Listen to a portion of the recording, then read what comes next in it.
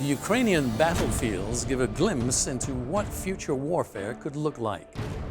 While traditional tanks and heavy artillery are pounding away, other latest generation munitions are also in use. High mobility artillery rocket systems, Javelin, fire and forget portable anti-tank missiles, and backpack-sized autonomous killer drones.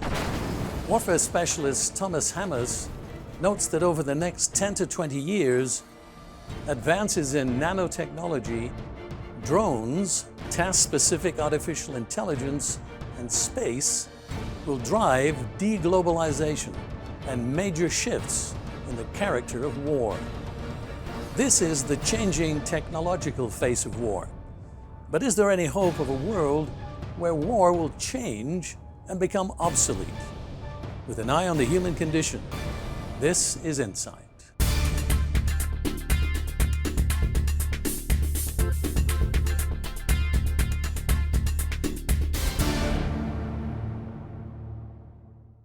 Several specific technologies are likely to have the greatest impact on military affairs in this coming century. They're the product of the Fourth Industrial Revolution, or IR4, and according to military strategist Mick Ryan, will include artificial intelligence, robotics, quantum technology, biotechnology, energy weapons, hypersonics, space technology, and additive manufacturing, or 3D printing. This means that we're entering an era of cheaper and more effective weapons that will make small states and non-state actors capable of challenging major powers. The US-made Reaper drone made a significant difference in the Iraq-Afghanistan wars.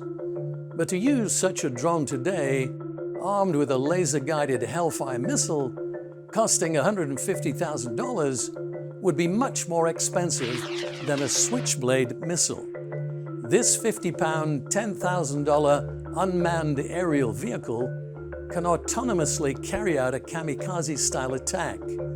There's even the possibility of 3D printed backpack versions of such weapons, which private individuals can produce for about $2,500.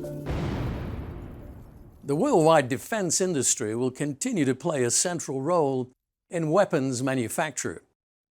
If we ask what the likelihood of an end to warfare is, we have to conclude that it's impossible under present conditions. The 2022 report from the Stockholm International Peace Research Institute shows that global military spending has doubled in the 20 years since the turn of the century to total $2.1 trillion. The United States accounts for 38% of the world's expenditure. That's to say $801 billion.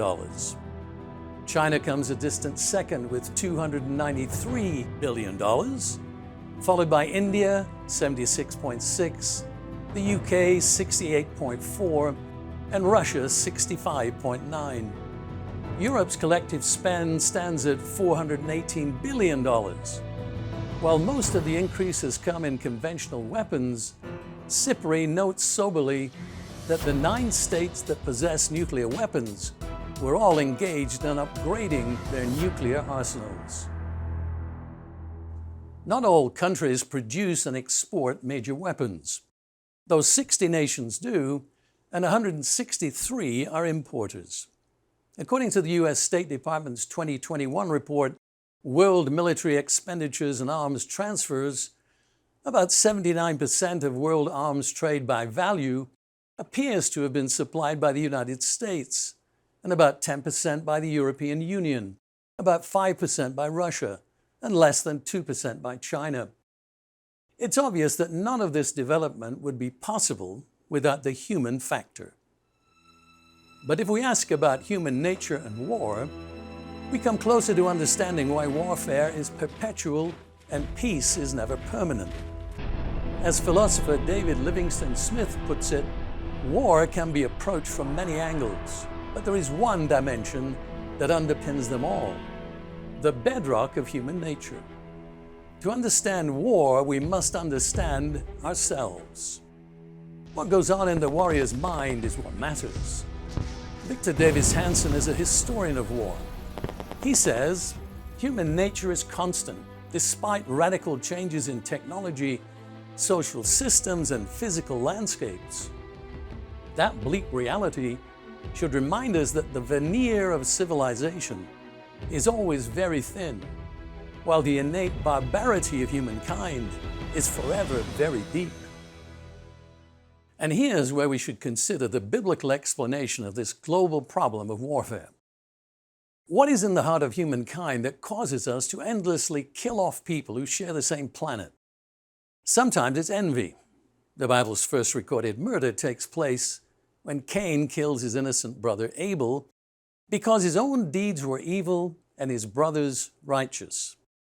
As one writer puts it, it is as if he could not wait to destroy his brother, a natural man's solution to his own failure. Envy is often at the root of one nation's aggression against another. James, the brother of Jesus, asks, "What causes quarrels and what causes fights among you?" His reply defines other aspects of human aggression. Is it not this, that your passions are at war within you? You desire and do not have, so you murder. You covet and cannot obtain, so you fight and quarrel. Humanity recognizes the need for peace, and we have many institutes dedicated to peace. But we've experienced little progress towards universal peace. It's as if we have wonderful ideals, but accompanied by a death wish. Does that mean that we can never realize peace? Victor Hanson would say, not as long as we have human nature. Jesus of Nazareth taught that there was a coming time of universal peace on earth when human nature would undergo transformation.